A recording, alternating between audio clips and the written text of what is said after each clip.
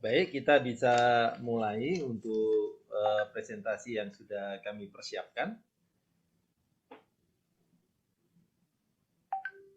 Waktu sama 20 menit, molor sedikit boleh Pak ya. Silakan Pak. Siap. Baik, hari ini saya akan bawakan tentang Digital Innovation for Safety Resilience. Ya, ini merupakan materi yang luar biasa karena kita akan bicara tentang bagaimana life quality of human itu bisa terwujud. Biasanya orang bicara tentang innovation digital itu related to industry ya. Tetapi hari ini kita bicara digital innovation untuk masalah safety. Ini materi yang sangat menarik. Baik, kita mulai saja untuk next slide. Silakan di open ya. Nah, ini sekedar biodata saya pikir tadi sudah diperkenalkan oleh Pak Wahono ya. Yang jelas saya sudah beristri ya, punya putri 2, alhamdulillah keduanya sudah lulus, dan kesehariannya saya aktif di organisasi Perta-Api. Saya pikir ini organisasi profesi yang cukup baik ya untuk membuat bagaimana Indonesia bisa looking forward gitu ya, menjadi lebih baik di dalam pengelolaan alat berat ya. Sama dengan APKPI, kalau APKPI terkait dengan safety, kalau ini terkait dengan equipment mining management. Oke, next slide. Nah, Bapak, kenapa kita harus bicara tentang safety ya, dan kemudian kenapa juga tentang safety ini harus di-upgrade kepada digitalisasi dan innovation ya, terutama untuk scope mining. Ya, bicara tentang mining, semua sepakat bahwa ini adalah bisnis yang memang sangat high risk ya, karena segala sesuatunya melibatkan untuk massa orang yang jumlahnya banyak, kemudian juga mengutilisasi alat-alat yang ukurannya big size ya, yang berat gitu ya, kemudian keras, kemudian dynamic.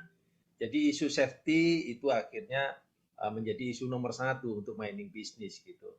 Kemudian yang kedua adalah bahwa mining bisnis selalu identik dengan a large capital requirement, artinya ini adalah bisnis yang padat modal, yang mana segala sesuatunya harus dikelola secara safe ya, supaya property damage atau bisnis sustainability bisa tetap berjalan. Kemudian juga bisnis mining itu sangat high risk karena memang production cost-nya sangat tinggi ya. Kemudian juga ada fluktuasi price komoditi yang tidak stabil, yang akhirnya membuat kita harus survival gitu ya.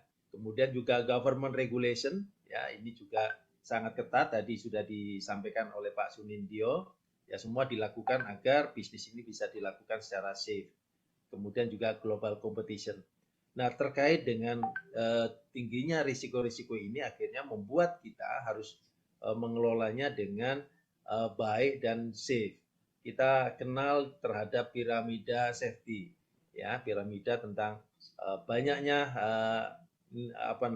kondisi-kondisi yang tidak aman yang akhirnya mengakibatkan terjadinya fatality ya. Saya pikir piramida safety ini semuanya sudah paham ya. Oleh karenanya tinggal kita upgrading implementasinya, bagaimana bisa identify masalah-masalah yang terkait dengan unsafe condition ya, kemudian potentially insiden itu bisa tercapture dengan adanya teknologi development. Oke, kita langsung ke next slide. Nah, Bapak, kenapa di dalam proses operasional mining ini kita perlu aman, dan kenapa ini menjadi bagian yang paling penting? Ya, alasannya hanya ada 2.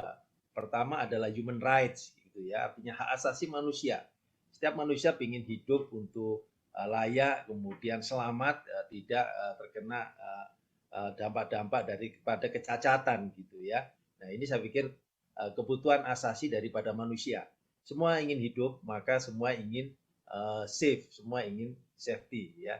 Saya pikir ini adalah psychological need ya, kemudian juga safety needs ya, bahwa setiap orang perlu untuk bisa berkasih sayang gitu ya, jauh dari adanya insiden. Itu adalah alasan pertama kenapa safe operation itu menjadi hal yang paling penting gitu ya. Nah, kemudian yang kedua adalah yang terkait dengan sustainability business development.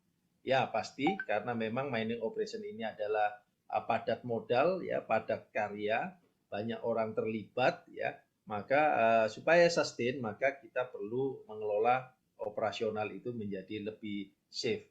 Nah, dua hal inilah yang akhirnya membuat kita harus berupaya keras menjalankan safety ya sebagai kebutuhan dasar kita. Baik, next slide. Nah, bagaimana cara mengelola implementasi safety gitu ya dengan melibatkan adanya people, kemudian proses dan teknologi. Ya, terkait dengan people, maka biasanya safety itu akan menjadi terwujud ya, terjamin manakala setiap orang, setiap people itu punya spirit yang sama ya tentang keselamatan dan kesehatan kerja. Dia harus punya one soul gitu, satu jiwa ya. Semuanya merasa bahwa ini adalah kebutuhan dasar bersama gitu. Kemudian juga harus punya spirit untuk one goal untuk masalah safety. Kemudian juga di dalam menjalankannya juga harus punya spirit untuk one race.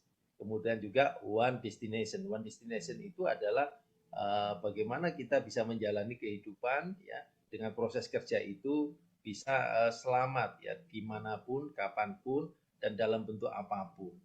Nah, itu adalah spirit ya, spirit yang bisa membuat implementasi safety itu menjadi bagus.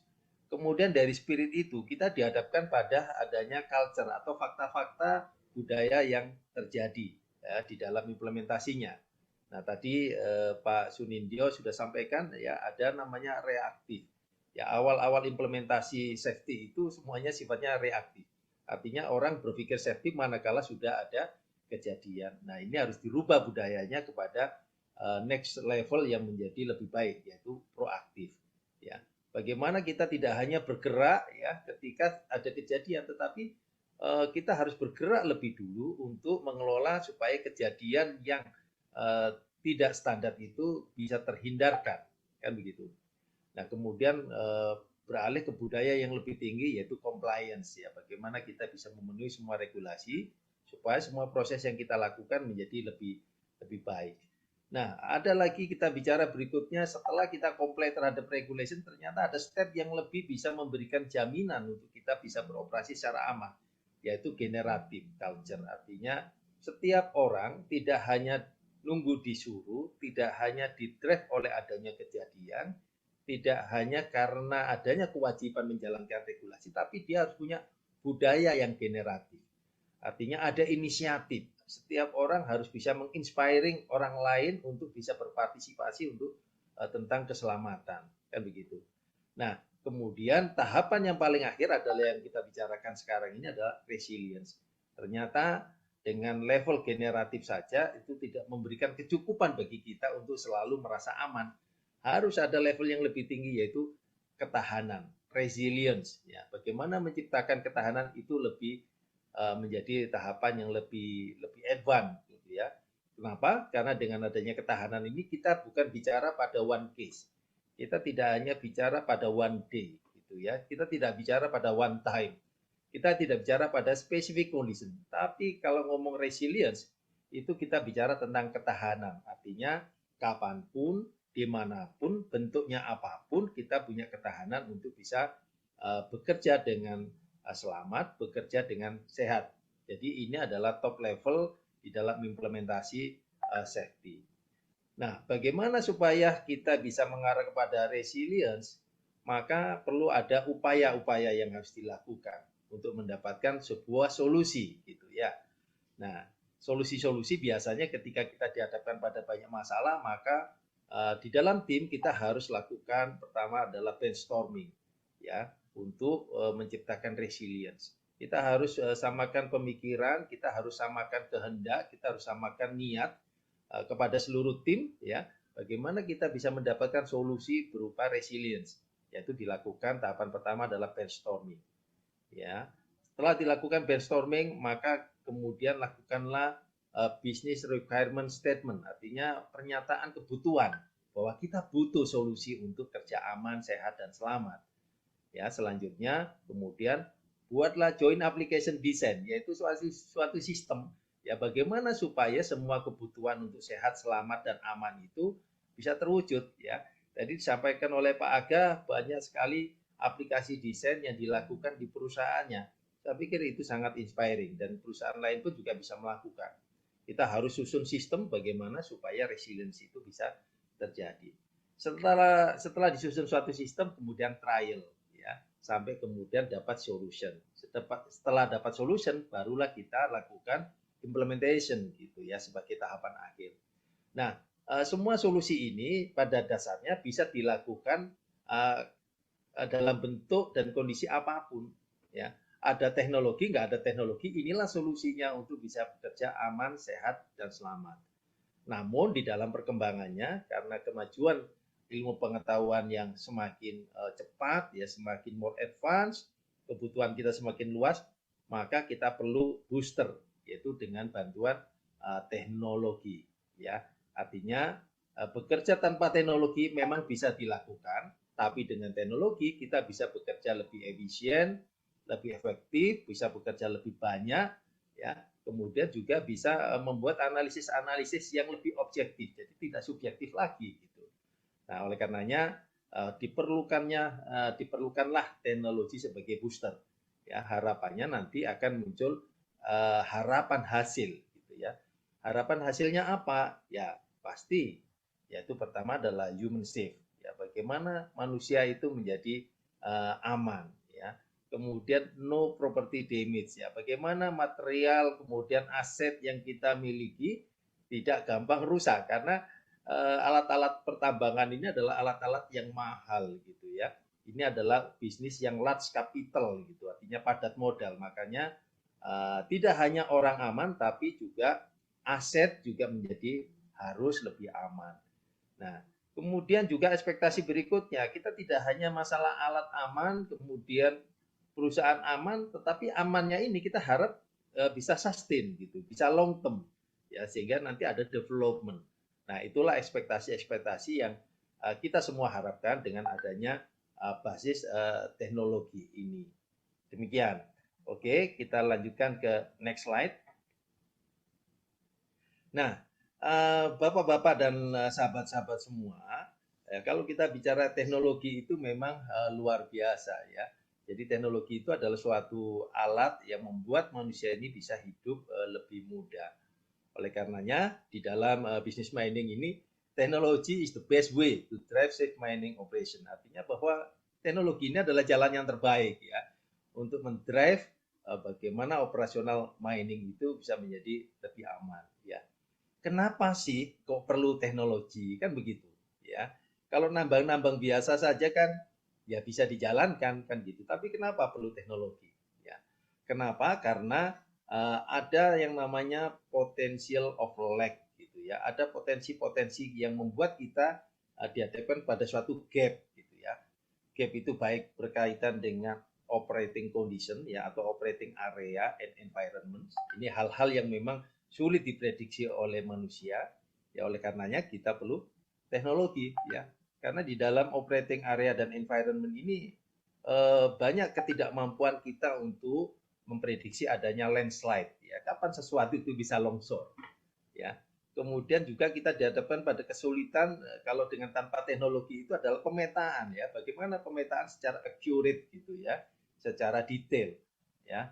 Kalau sekarang ada drone ya, pemetaannya lebih mudah. Nah, kalau tanpa teknologi kita akan sulit. Kita harus berdiri pada gunung yang tinggi untuk melihat pemetaan di bawahnya. Nah, kemudian juga pada masalah-masalah bencana alam ya, kita juga nggak bisa predik gitu kapan itu datangnya ya, makanya perlu teknologi kan begitu. Kemudian erosi, kapan itu terjadi, pada saat titik kejenuhan seperti apa erosi itu terjadi, kapan banjir itu akan terjadi, kapan namanya bencana alam itu akan muncul. Nah, inilah potensial of lag yang ada, sehingga kita perlu adanya teknologi development. Nah, seiring dengan perkembangan waktu, untuk mengantisipasi adanya lack of human ini, akhirnya muncullah teknologi-teknologi terbaru sekarang ini, mulai dari drone system, ya kemudian ada digital map area, ada landslide sensor, ya ada flood auto control gitu ya, ada early warning dan sebagainya. gitu ya. Nah, kemudian terkait dengan human kompetensi, ini sangat banyak sekali potensial of lack ya. Kenapa? Karena memang kita tidak bisa membentuk orang menjadi sesempurna yang kita harapkan. Ya, kita selalu dihadapkan pada masalah-masalah adanya manusia itu yang low skill ya. Kemudian juga ada keterbatasan knowledge ya. Kemudian kadang-kadang skill oke, knowledge oke, tetapi kita tidak bisa kelola tentang attitude gitu ya. Nah, kemudian juga masalah fatigue ya, kita sulit untuk memanage fatigue ya. Secara sistem atau theoretical fatigue itu bisa dikelola. Tetapi secara subjektif fatigue itu sulit untuk dikelola gitu ya. Kemudian kadang-kadang manusia ada blank memories ya. Nah, itu yang menjadi lag ketika kita dihadapkan dengan tanpa teknologi. Oleh karenanya muncullah yang namanya development of technology, itu ada namanya autopilot gitu ya, ada fatigue warning system, ada traffic suggestion system yang tadi Pak Aga sampaikan, itu ada yang namanya another vehicle pass ahead monitoring ya. Nah, itu adalah traffic suggestion system gitu ya. Kemudian ada auto speed warning ya, ada auto traction control dan sebagainya. Nah, teknologi itu dibuat untuk mengantisipasi adanya potensial of lag pada human gitu ya. Nah, rupanya memang tidak hanya masalah operating area dan human yang perlu ada teknologi, tetapi juga mesin and tooling itu juga perlu ada teknologi development. Ya, kenapa? Karena mesin kadang-kadang masih ada muncul breakdown, ya. Kadang juga bisa overrun, ya. Kadang bisa juga ada burnout atau fire, ya. Kadang bisa kolaps gitu ya, tabrakan, kemudian bisa terguling dan sebagainya. Ini keterbatasan pada mesin. Nah, oleh karenanya muncullah yang namanya teknologi development. Ada auto shutdown, ada auto power mode, ya, ada auto collision prevention, ada geopositioning monitoring dan sebagainya. Nah, memang munculnya teknologi adalah untuk menutupi ya terhadap beberapa kelemahan yang memang tidak bisa diatasi oleh sekedar sebagai manusia gitu. Begitu juga ada dalam hal manajemen sistem and policy ya. Itu juga sekarang sudah ada teknologi. Kalau dulu hanya sekedar policy itu pertama adalah dengan verbal policy. Yang penting seperti ini. Selanjutnya ada paper policy, artinya policy itu dituliskan dalam kertas, setiap orang harus disiplin to follow it gitu ya. Harus disiplin mengikutinya ya. Nah, rupanya dengan ada teknologi sekarang itu bisa mengantisipasi orang ketika dia terjadi lag nih, lupa untuk mengikuti prosedur. Nah, ini akhirnya ada yang namanya reminder system di dalam teknologi gitu ya. Nah, sekarang ini Bapak-bapak di India itu ada yang namanya smart helm ya. Sekarang di India di mining itu sudah mulai dikenalkan smart helm. Itu artinya ketika orang ini berada pada situasi kondisi tidak menjalankan prosedur, maka helmnya itu bisa mereminder itu. Ya pakai beep ya. Oh, Anda berbuat salah gitu ya. Jadi ada smart helm. Itu saya pikir teknologi development yang terbaru juga itu. Nah, dengan adanya teknologi, maka potensial of lags di dalam manajemen sistem itu kemudian muncullah adanya operasional auto audit system, ya. Ada operator abuse recording, ada project performance review. Kalau tadi Pak Aga bilang ada value reposition. Nah, itu adalah bentukan teknologi ya yang dibuat untuk mengantisipasi adanya lack of management system implementation gitu. Nah, ternyata dari teknologi-teknologi mekanikal ya yang sekarang ada ya, sekarang muncul lagi yang lebih bagus lagi. Jadi tidak hanya teknologi itu membuat mesin untuk bisa memudahkan manusia, tetapi sekarang sudah mulai muncul yang namanya big data. Ya, ada artificial intelligence, ada Internet of Things, ya, ada remote pilot unit. Jadi ini adalah teknologi yang lebih advance. Is not only reduce the risk ya, tetapi dia bisa produce untuk analysis, bisa membantu kita untuk bisa memutuskan which one better gitu ya dengan adanya big data. Jadi big data ini adalah himpunan data yang sangat banyak, baik itu data-data data-data mulai dari teks, kemudian foto, kemudian video, semua dikolek, dikumpulkan jadi satu, kemudian ditaruh di suatu perangkat yang nanti perangkat itu bisa menganalisis ya. kira-kira dengan behavior recording, dengan trending yang ada, maka keputusan yang benar terhadap suatu aktivitas itu bisa disarankan oleh yang namanya alat, yaitu artificial intelligence. Jadi ini adalah new era solution. Ya, saya pikir nanti di 2040 itu bahkan ada yang mengkhawatirkan bahwa sudah ada teknologi yang bisa menggantikan manusia di dalam hal berpikir, ya, di dalam hal untuk memberikan saran. Artinya fungsi manusia nanti bisa digantikan oleh robotik, ya, dengan adanya big data, artificial intelligence dan sebagainya. Dan kalau itu yang terjadi, yang dikhawatirkan adalah nanti teknologi itu pada puncaknya dia yang bisa mengatur manusia, begitu ya. Nah ini luar biasa. Nah lanjut, next slide. Nah, saya pikir ini adalah popular teknologi development untuk safety miner ya di digitalisasi era. Saya pikir tadi sudah banyak disampaikan oleh Pak Sunindyo, kemudian Pak Aga ya, hal-hal yang sama ya, mulai dari drone ya untuk pemetaan, kemudian untuk alat kontrol apa namanya landslide atau erosi ya, kemudian alat kontrol endapan ya. Nah, ini adalah contoh-contoh untuk teknologi yang terkait dengan operating area and environment. Ya, terhadap human behavior ya, terhadap human behavior juga sama. Ya, kita sekarang sudah dilengkapi dengan semua perangkat ya, sampai tadi saya dengar sudah manusia ini harus selalu memakai jam tangan, smartwatch, tidur pun harus pakai smartwatch ya. Sehingga pada waktu pagi ngisi absen berapa lama dia tidur ya, tidak bisa berbohong ya, karena sudah terekam di dalam smartwatch ya. Nah, terus kemudian juga ada kalau di India itu yang tadi saya bilang kan smart helm ya. Jadi ketika orang pakai helm itu kemudian membuat perilaku yang aneh, yang tidak standar, maka helmnya mengingatkan, kamu sudah ada potensi untuk melanggar loh. Kamu berada di posisi yang berbahaya. Di atas itu ada temperatur sekian derajat ya. Di samping kananmu nanti akan muncul peralatan. Nah, ini adalah helmet teknologi ya, itu sudah mulai dikembangkan ya, termasuk untuk detect fatigue warning ya. Kalau dulu fatigue warning itu hanya didesain yang penting kalau orang itu manduk-manduk itu berarti ngantuk. Kalau sekarang dia tegak pun itu kalaupun ngantuk itu bisa terdeteksi lewat apa? Lewat e-control, kemudian lewat warna muka yang memerah ya, kemudian lewat alis yang mulai melengkung dan sebagainya. Artinya orang nggak bisa menyembunyikan kalau dia ngantuk. Nah ini adalah teknologi yang advance untuk fatigue warning ya. Begitu juga di dalam permesinan ya, mesin itu sekarang sudah ada yang namanya teknologi untuk auto remote. Ya ini sudah mulai dikembangkan di mana? Di China ya. Di China itu beberapa peralatan tambang itu sudah humanless gitu. Artinya tidak dikendalikan oleh manusia.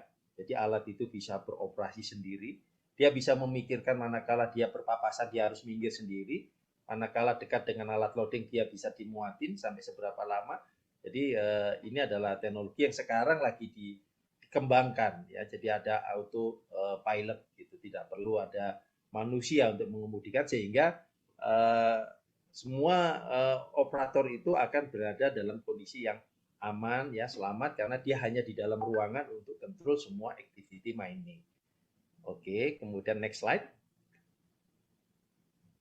Nah, Bapak-bapak, ini adalah pengembangan teknologi terbaru yaitu tentang big data ya. Jadi seperti yang saya sampaikan bahwa semua activity itu yang kita lakukan itu secara tidak disadarin itu semuanya sudah terekam dalam suatu big data ya.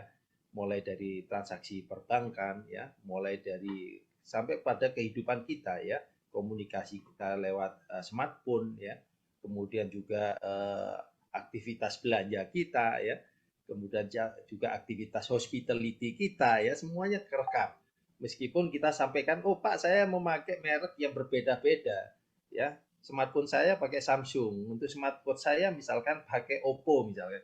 Tetapi semua ini sebenarnya sudah terekam di dalam suatu big data secara dunia ya. Kita kemarin saya lihat data terakhir itu perjalanan data per hari, transaksi data itu luar biasa ya.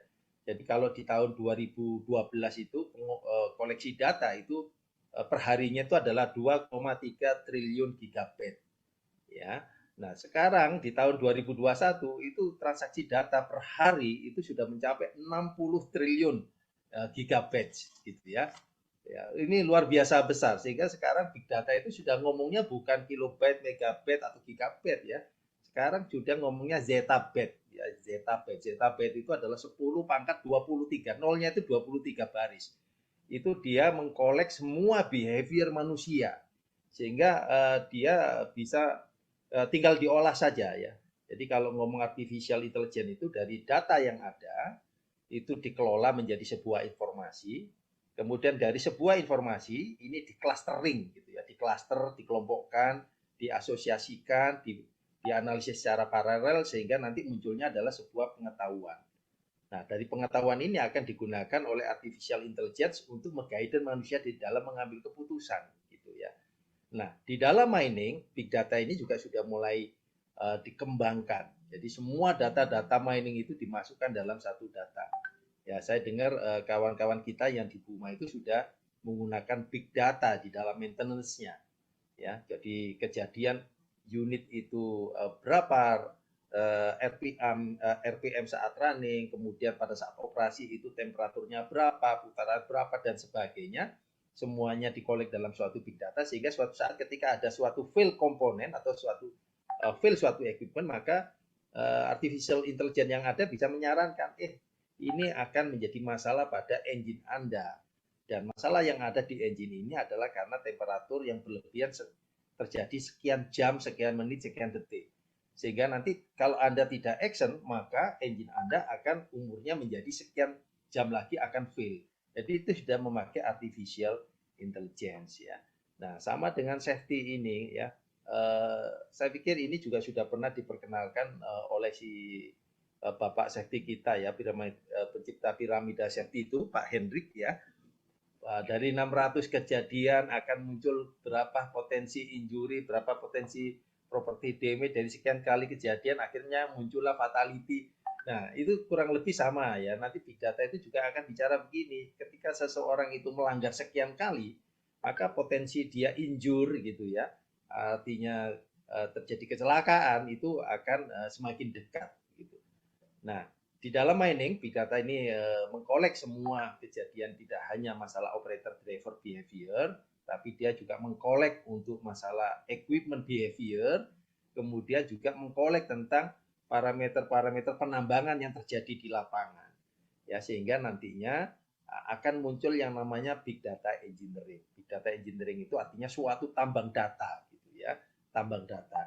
Artinya data yang sangat banyak yang nantinya secara statistik itu akan memudahkan kita mengambil keputusan apakah equipment ini akan rusak berapa jam lagi. Kemudian areal tambang ini nantinya dengan model penambangan yang seperti ini akan terjadi longsor ataupun banjir ya, seperti itu. Pengaturan dewatering system seperti apa. Nah, ini sudah masuk ke dalam bahasana artificial intelligence. Nah, intinya nantinya ketika big data ini sudah betul-betul diimplementasi, maka hal-hal positif yang kita bisa dapatkan tentunya adalah cost saving ya. Artinya reduce cost karena biaya-biaya kerusakan yang timbul karena kesalahan operasional itu menjadi hilang atau minimum sekali. Ya, terus kemudian semua proses analisa menjadi faster, ya, menjadi lebih cepat. Kemudian pengambilan keputusan bisa menjadi better, menjadi lebih baik gitu ya. Terus kemudian juga kelemahan-kelemahan yang ada itu akan memunculkan yang namanya improvement opportunity. Sehingga kita akan selalu menjalani hari demi hari itu dengan improvement yang bagus sehingga menjadi lebih perfect gitu. Nah, itulah benefit daripada big data dan ujungnya nanti akan membuat kita menjadi lebih resilience ya di dalam safety, di dalam mining operation, di dalam apapun menjadi lebih tahan ya karena ada correction terhadap perilaku yang salah, yang mana yang mengkoreksi adalah sebuah sistem. Demikian Pak Wahono yang bisa saya sampaikan, semoga bermanfaat dan ini topik menarik ini ya. Saya pikir kalau dilanjutkan lagi dengan adanya workshop ini menjadi sangat bagus. Ya, terima kasih.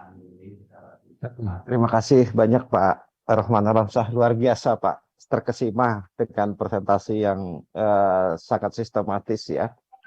Kalau kita lihat apa yang disampaikan oleh Pak Rohman tadi bahwa teknologi ya kaitannya dengan kegiatan-kegiatan usaha di pertambangan ini sangat membantu dari banyak aspek ya Pak ya.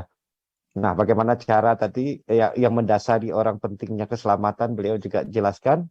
Yang pertama adalah tentu di luar regulasi adalah hak asasi manusia. Yang kedua adalah terkait dengan sustainability daripada bisnis kita ya, pengembangan bisnis. Kemudian juga ada rumus yang menarik juga dari Pak Rohman tadi, kalau saya bilang rumusnya. Jadi kunci implementasinya itu adalah yang terkait dengan proses, people, proses, teknologi, itu adalah pertama diawali spiritnya Pak ya. Jadi Ya, kesamaan spirit, kesamaan semangat, kesamaan area, dan kesamaan daripada tujuan. Ya, sehingga kita untuk mencapai satu culture, dengan culture terbaik tadi kita sudah sepakati juga dari Pak Sunidyo juga sama semua adalah safety yang tentu culture yang resilient. Dan tadi ada rumusan juga untuk mencapai resilient tadi ada berbagai solusi mulai dari implementation solution dan lain-lain tadi disampaikan luar biasa. Kemudian juga bagaimana tentang untuk mencapai itu cara-caranya tadi adalah ada dua hal ya. Dari potensial legs itu muncullah teknologi-teknologi apa yang pantas, yang cocok baik dari segi ya, ya. operation, area environment, human kompetensi, mesin tool ya, termasuk manajemen sistem dan polisi atau kebijakan perusahaan. Nah, yang populer juga ternyata sudah populer sekarang ya. Penggunaan teknologi kita di tambang itu di operation area juga udah banyak ya tool yang dipakai terkait dengan perilaku manusia, human behavior, termasuk juga mesin. Dan terakhir, big data sudah mulai juga ya, mudah-mudahan ini terus meningkat ya, dengan terhadap big data tadi ya banyak sekali manfaat-manfaat dari big data yang sudah dijelaskan oleh Pak Rohman. Ini sangat luar biasa. Sekali lagi terima kasih.